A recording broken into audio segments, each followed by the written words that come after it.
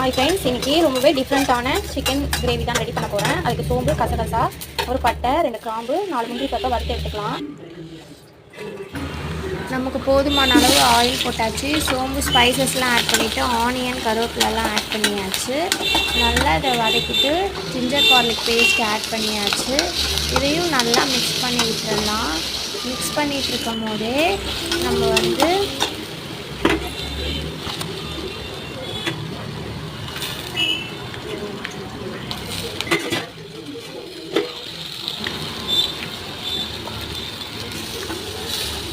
சிக்கனையும் add பண்ணியாச்சு. நல்லா mix பண்ணிவிட்டு இப்போ வந்து நம்ம மிளகாய்த்தூள், கரம் மசாலா, சில்லி பவுடர், மஞ்சத்தூள், மிளகாத்தூள் போடவே மறந்துட்டேன். கரம் மசாலா, தனியாத்தூள், chicken gravy masala, chilli powder மட்டும் தான் ஆட் தண்ணி ஊற்றிட்டு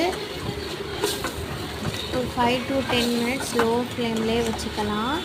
அதுக்கப்புறம் என்னென்னா நம்ம வறுத்து வச்சுருக்கோம் இல்லையா, அதை வந்து பவுட்ரு பண்ணி வச்சுக்கலாம். நல்லா தண்ணி ஊற்றி அதை மிக்ஸ் பண்ணி கூட வச்சுக்கலாம். பேஸ்ட்டாக அரைச்சாச்சு. மிக்ஸ் பண்ணியாச்சு.